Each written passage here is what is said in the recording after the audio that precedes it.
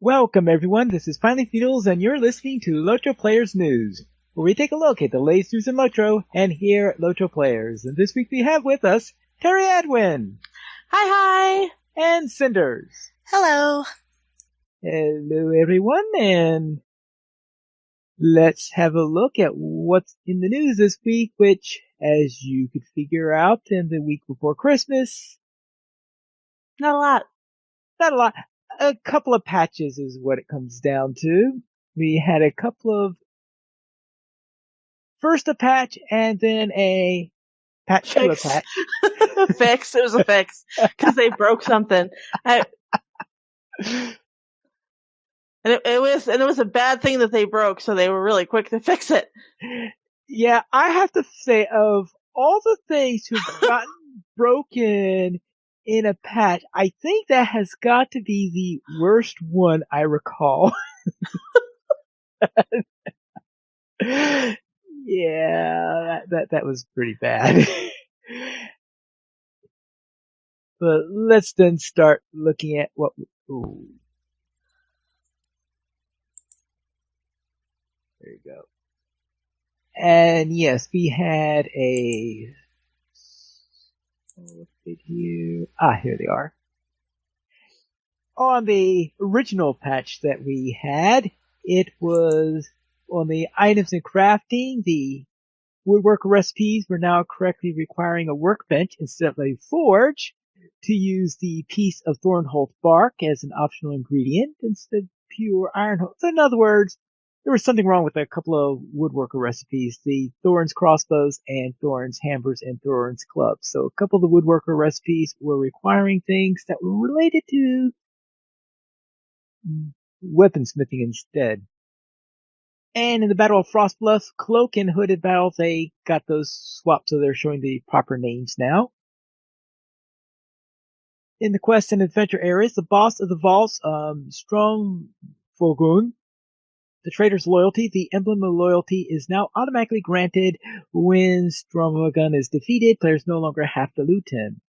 Now the quest consistently completes, and the scroll bar has been restored to quest panels so that you can once again select a reward, even if the rewards list were being long. Unfortunately, the side effect of this was that the quest steps, the objectives to each of the quests, were missing. Oops. Therefore, on the following day, there was another patch, and this patch fixed that so that now you see the quest objectives properly. Fortunately, I did not have an opportunity to actually play on the day that the quest objectives were failing to appear, which is probably for the good. Probably. Yeah. And for miscellaneous things, the French area tour map is now working properly, and the field terrain color option has been removed because it was creating some pretty bad colors.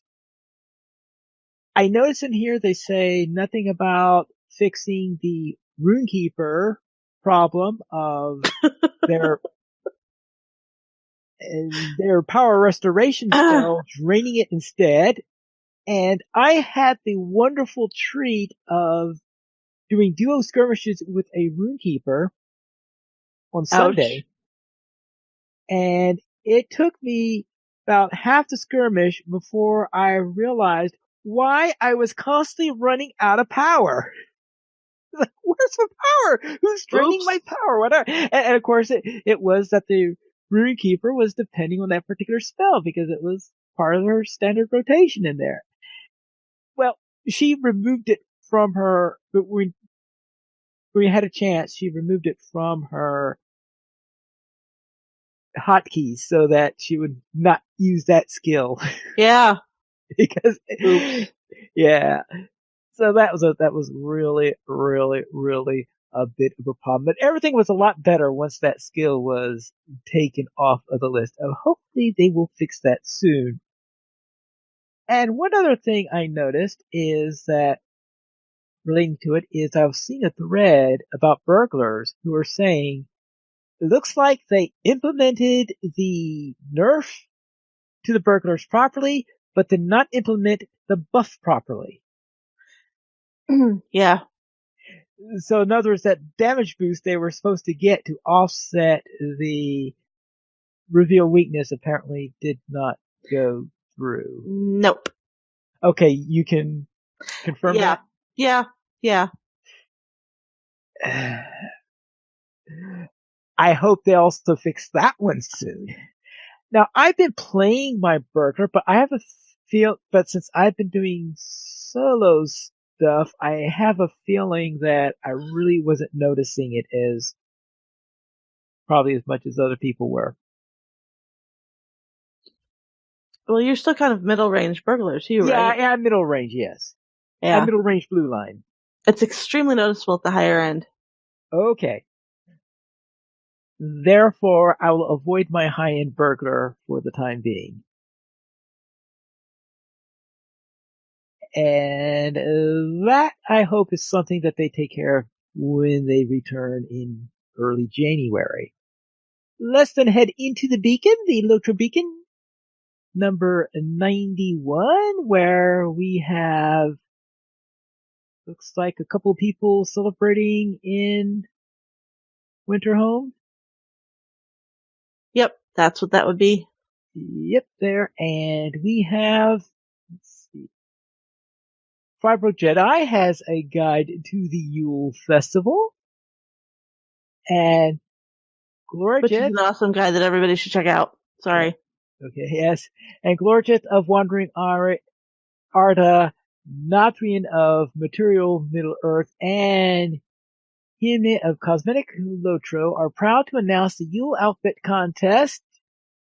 Yes. And they have rules on how to enter. Assuming, has the deadline come yet, or? It has not. It has not. All right. So you could click on their links on this announcement there. And you could visit DNC menu to check out their housing items that you will get during the Yule Festival. Yeah, actually, the deadline for the Yule Outfit Contest is the 6th of January. 6th of January, so you still have time for that one then. Yeah, it's very cool. In the Kin Hall, Rainbows and Unicorns is a small, tight-knit in-game kinship for mature, casual raiders on Arkenstone. They are mostly veteran players that enjoy completing instances and raids at the highest difficulty level in a fun, relaxed manner. And their raid days are primarily focused in and around the weekend, but they tend to have players online during most times questing or farming for instances. If you're interested in joining Rainbows and Unicorns, they ask that you know your class well, be reasonably well geared for endgame, have a mic headset, run combat analysis, and be willing to post parses respectful towards others at all times. You may contact Knighthood, Nightwatch nightly in-game on Arkenstone server. Alternatively, Night hashtag 9057 in Discord. Let's see. Be reasonably geared for endgame. I suspect I'm a little bit low for that. Run combat analysis. I never do that. Definitely won't post parses or anything like that. I know. This is a casual... Say, but Pineleaf is respectful at all times. If you're running combat analysis, you don't get to call yourselves casual. Yeah. Because I don't run that ever either, and I don't post parses. Yeah. I'm not sure I would even know how to do those two things.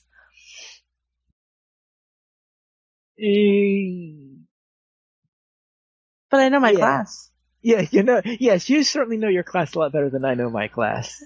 And say, I know Sam Swinton knows how to do all that stuff. But she's not a mature player.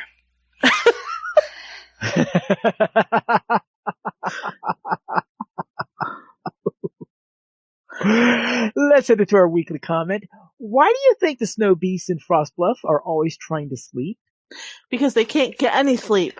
That was what I was going to say. Because every time they try getting in sleep, somebody is waking them up by cheering at them.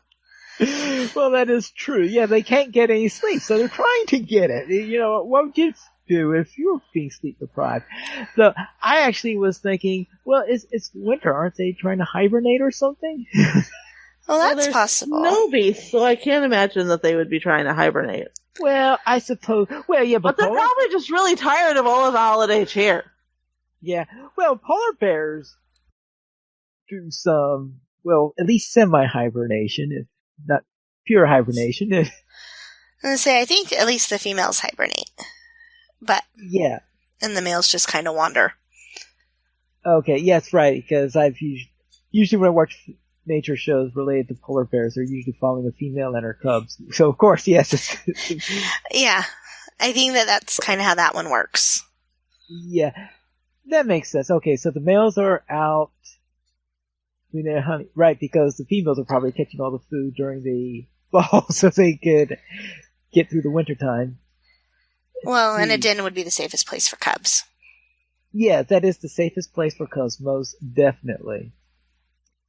In the fan site news, Gamolio Dan had gameplay part 146, Tomb of Elindo, in Bard Battles and Bagpipes. With Doug Glendower, we had Eklinar in episode 121, Every Last Ingot. Well, at least I know that quest pretty well. Yeah. And you also watch Be Bold, Be Wary with Apulu Felgar. And you go to watch Agent Brigman do some Yule Festival quests. And you watch Raulunil in part 26 of her Let's Play in LOTRO Mordor series. And you watch Gondor Has No Druids with Druid's Fire, of course. And, of course, Mythgard in Middle-earth with the Tolkien Professor. And we have a screenshot of the week with a glowing snowman, it looks like. Well, this is somebody demonstrating that you can move your yard items around because they basically put a snowman in a snowman. Oh, yes! Okay. So it's a snowman kangaroo. So, is that how they did that, or is that one of the things that you can get for doing the festival instances? I don't think so. I think this is two snowmen, because that's the broken snowman on the bottom, and then that's the hat-wearing snowman on the top. But they Having built the snowman enough times. But they both have their heads on top of their bodies. Yeah, but the broken snowman... Isn't the head off to the side? Maybe. I don't know. I haven't actually checked the housing stuff for the festival, but I don't think a snowman is one of them. Well, I'm just going to scroll right up and click on the link to take me to the housing items you can get during the Yule Festival. Yes. Oh, yeah, it is Malformed Snow Wizard is what that item's called. Yes. It's cool anyway. It would be cooler if it wasn't on grass. Well, yes, there is that little... And there's a Yule tree in the background. Oh, you can get a snow globe. Did you know that? Yeah, I did. Oh, I did not know you could get a snow globe. Oh, but this is a Greenland snow globe because I think I have a Shire snow globe or something like that. Well, there's like 3 different ones you can get. One. There's a hobbit, a dwarf, an elven, and a bree. Ooh, all 4. Yeah. Okay, I know what I'm going to be doing next week. I love snow globes. I love snow globes. They're random drops from the packs, actually. I have all 4 in my kin house. Well, I know what I'm going to be doing on all of my characters till I get drops, hopefully. Not, I will be doing it every year till I get the drops. Yeah, but you could also buy them if you don't get the drop. I say if you could buy them, I will buy them, but I don't know if you can buy them or not. I don't remember if you can buy them or if you have to wait for them to drop. Okay. Then let's head into store sales. Terry, what's on sale this week? Let's see. We've got 20% off Virtues and Virtue Bundles, Trait Slots, and Skill and Slayer deboosts. Nothing to get excited about.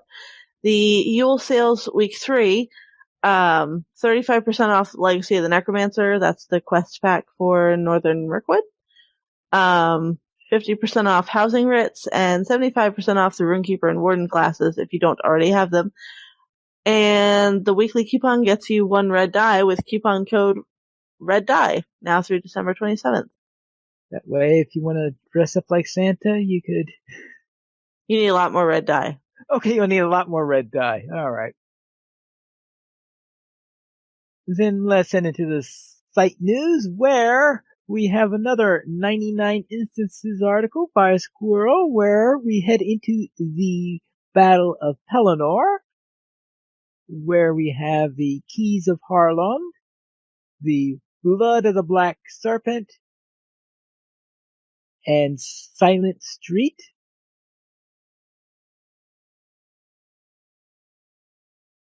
So those are the 3 ones that are in there. And I've done Silent Street a couple of times. I've attempted Silent Street a couple of times. I think I've actually managed to finish it at least once or twice. Now, Blood of the Black Serpent, I don't think I've ever done that. And Keys, I think I've attempted once, and I think I quickly was told, whack, whack, whack, don't bother. So, these are the ones that are now in the instance cluster, right? Yes. For featured instance options? Are they? I think they were the ones that they were adding into it, because I seem to remember talking to you guys particularly about Keys and Silent Street, and the fact that I'd never done them.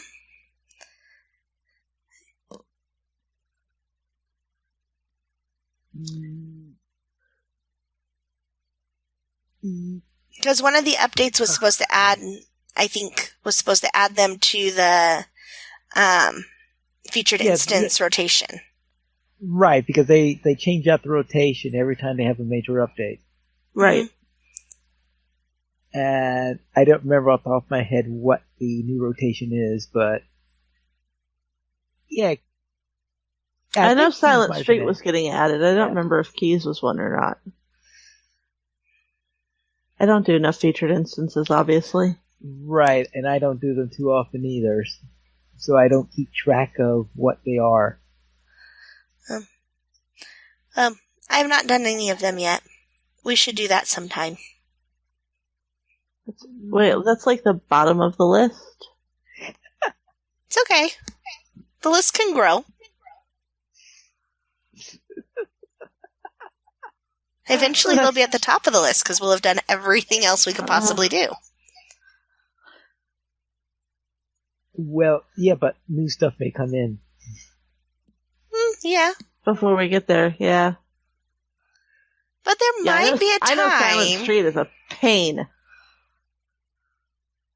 Yeah, it is a pain.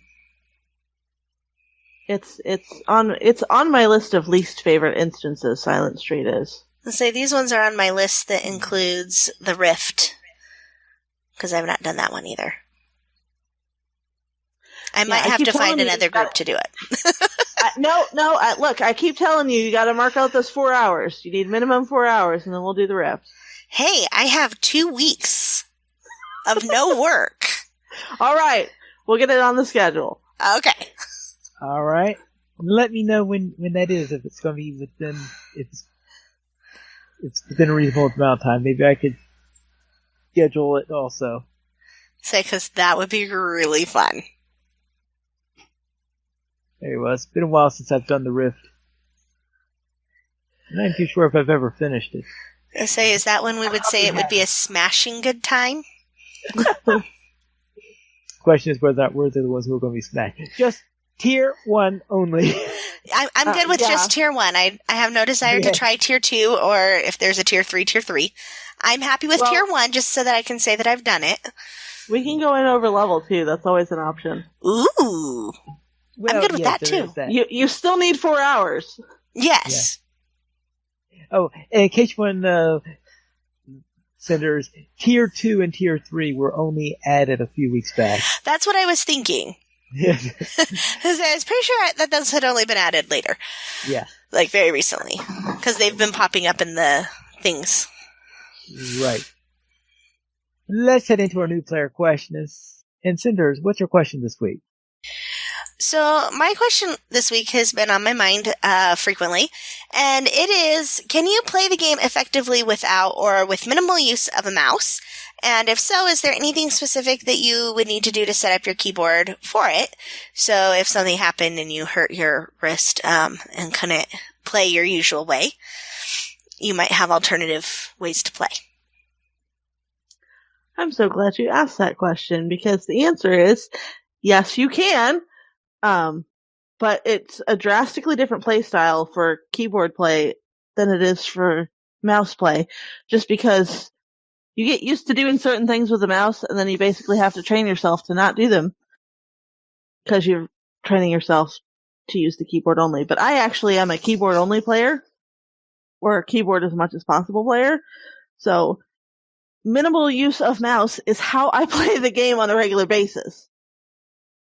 And the reason for this is because the first MMO I ever played was Wizard 101, and they actually teach you in Wizard 101 to push keys for everything. Like, you use the arrow keys for movement, so I use arrow keys for movement actually instead of the WASD combination that most people do. So most of my primary skills are on the left-hand side, like the 1, 2, 3, 4 number keys. So that plus movement assistance in combat is how I fake it a lot, looking like I'm awesome. And no, there's really anything specific you need to do. You just need to make sure that the skills you're going to use are mapped to keys that you're going to use. Okay. Thank you. I mean, you can completely remap the keyboard to however you want to play. I mean, you don't have to go with the default shortcuts that they give you. Because that's also something that's nice about LOTRO, is the game is customizable as far as those keys go. Because I don't use WASD to move, I actually have A remapped to auto attack. That makes sense. So instead of whatever the default is, because I can never remember what the default is, I can just tap A couple of times and it'll auto attack the closest enemy. Cool. And pull it with the bow or whatever. Nice. Makes it, and it's right next to the tab key too, so it's really easy to bounce through enemies. Okay. And then that's why if I'm the one running the girl stream, you'll see my mouse off in my mouse cursor will be off in some weird corner of the screen, because I don't use it. Okay. That makes sense. Good. Let's head into our week in LOTRO. And Terry Edwin, what were you up to? Well, Terry Edwin explored the Glimmer Deep with Sans and Pineleaf, and then got creamed in the 3-man version of the instance, which was ridiculously hard. The bosses with knockback are especially frustrating. Not so much for me, because Terry is a champion, so she doesn't have any kind of inductions or whatever. But I know Pineleaf was having lots of trouble, because as a warden, you've got to be able to stand still long enough to get your hits off so you can get your gambit set up. And it's not really and I can't even imagine trying to do this on a class that has any kind of inductions. You would just die. Yeah, I had no such trouble in solo mode, although, except for the first boss, because of that ridiculous knockback. He knocked me back twice in a row, and knocked me back so far that he reset himself. Oh, good grief. So the second time, while he was doing his talky spiel, I got around him to put my back kind of to the wall so I didn't get knocked around as far. And that turned out a lot better. And something in there, I don't know what it was that was taking such huge chunks out of me. My health drops to almost only 4 digits at one point, couple points, like down under 10,000 morale. It was a little frightening. But fortunately, I had pots off of cooldown, so I could manage that damage pretty well. And then I can pick off the lower mobs. But yeah, I got through it on solo mode, but geez Louise. Sarissa, my burglar, got kicked out of Edoras as part of the epic story. Yay, it was so awesome. So she's finished up that much of the epic story, the up through Snowborn. She'll be heading up into Wildemore next, and she is at level 85, so I put the Tortoise Stone back in her pocket because I'm trying to stick kind of close to on level with doing stuff with her, because that was kind of the point of the character in the first place. So I'm All right. It looks like we're live again. Sorry, guys. So what was the last thing you heard? The last thing I heard, let me see, is you were telling about your week, and you were talking about Sarissa, I think, is where Okay. the last thing I heard. Waiting for Mixler to show me that it's actually live again. I don't hear anything coming through Mixler at the moment. Mm-mm. Okay, because it says it's live now and has been live for a minute. So, do you want me to stop and restart? Nope, I just refreshed it. Okay, and say I'm seeing all the lights going up and down on my screen. Okay. All right, good. So Sarissa got kicked out of Edoras, capped at level 85 to finish up Snowborn.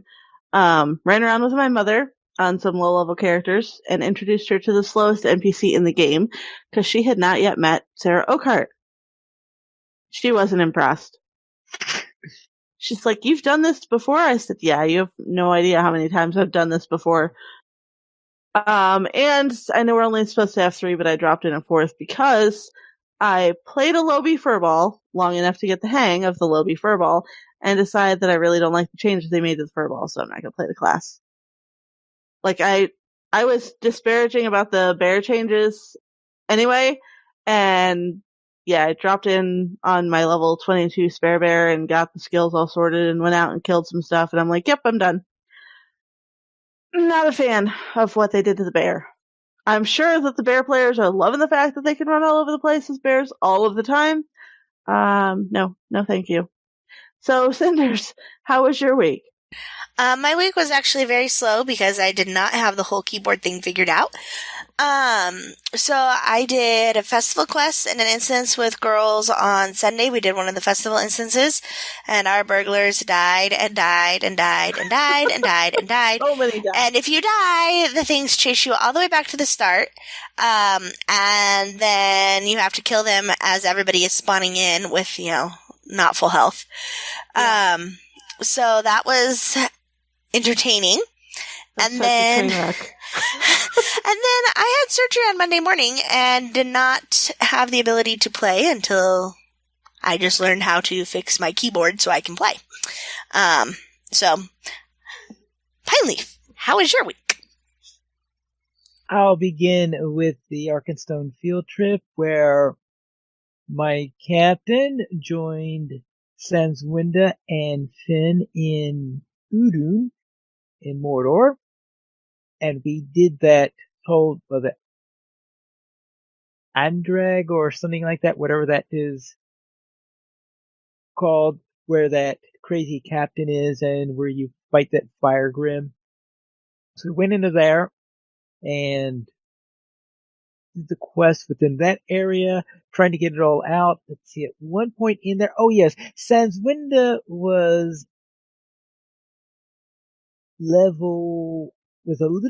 one level too low to do the quest that involved fighting the fire grim. So we had to go and do a few things in there, kill a few more mobs to get her leveled up so that she could get the quest so that we could all finish that out.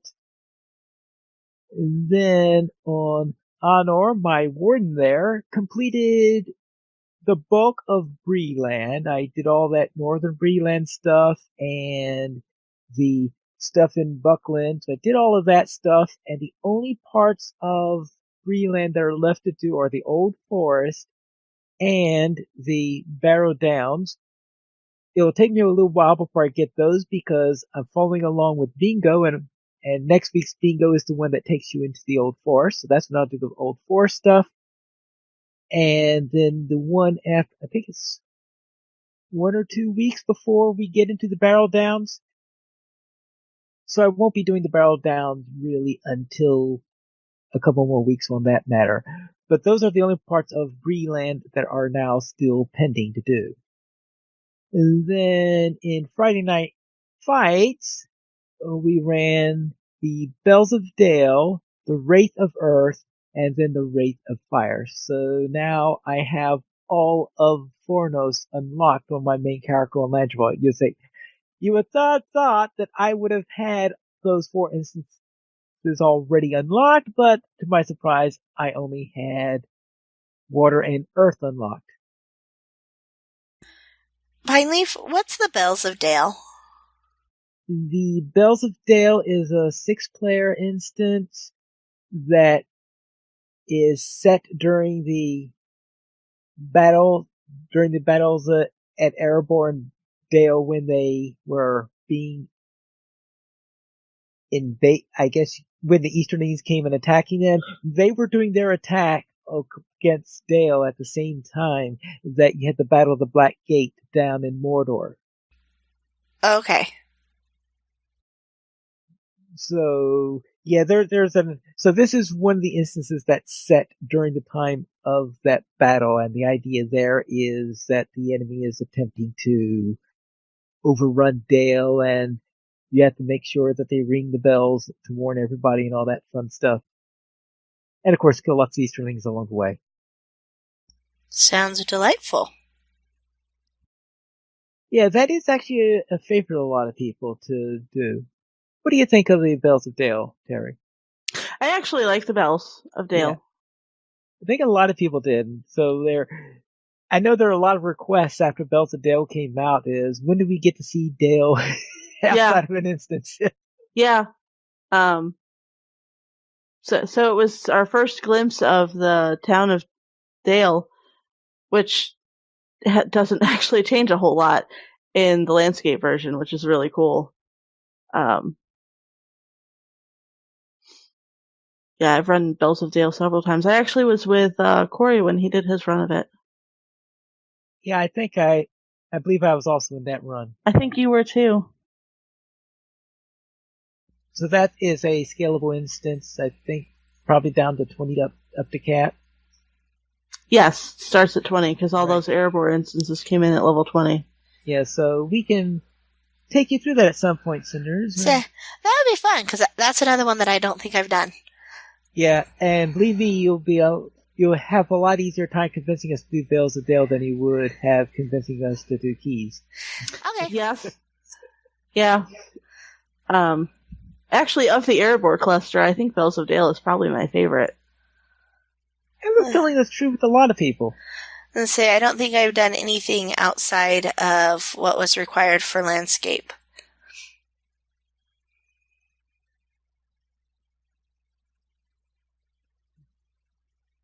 We did not receive any emails this week. And if you would like to join us, you could become a supporter to us in Patreon. If you would like to join us, you could follow us at the donations page where you can support the Players Alliance on Patreon. There you'll find rewards, including a mention on the podcast of your choice, or even be a guest with us for an episode of LOTRO Players News. If you would like to contact us, you can contact us at podcast@LOTROPlayers.com.